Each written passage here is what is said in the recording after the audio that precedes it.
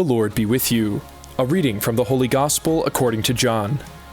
Many of the Jews who had come to Mary and seen what Jesus had done began to believe in him, but some of them went to the Pharisees and told them what Jesus had done. So the chief priests and the Pharisees convened the Sanhedrin and said, "What are we going to do? This man is performing many signs. If we leave him alone, all will believe in him, and the Romans will come and take away both our land and our nation." But one of them, Caiaphas, who was high priest that year, said to them, "You know nothing, nor do you consider that it is better for you that one man should die instead of the people, so that the whole nation may not perish."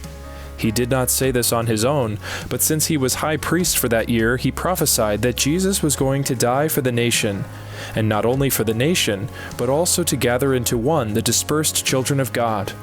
So from that day on, they planned to kill him. So Jesus no longer walked about in public among the Jews, but he left for the region near the desert to a town called Ephraim, and there he remained with his disciples. Now the Passover of the Jews was near, and many went up from the country to Jerusalem before Passover to purify themselves.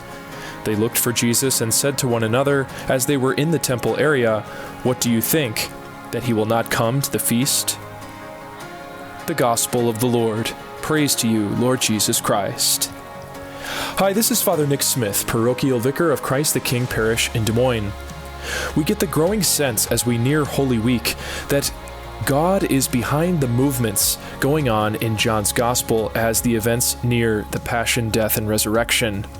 Caiaphas, the high priest, prophesies, not on his own, but really by a movement of God. God is providentially arranging all of these events. Caiaphas prophesies that it is better for one man to die than to let the whole nation perish. Of course, God is allowing Caiaphas to exercise this ministry and his authority in this way. It is not somehow a good thing that he is working for Jesus' death, but all of the events of history work for the good for those who love God. As St. Paul tells us in Romans, all things work for good for those who love God. And the greatest good of all is about to take place in the coming week. Jesus' passion, his death, and his resurrection, triumphing over death once and for all, and bringing us to a share in his life. May God bless you, and let us continue praying for each other.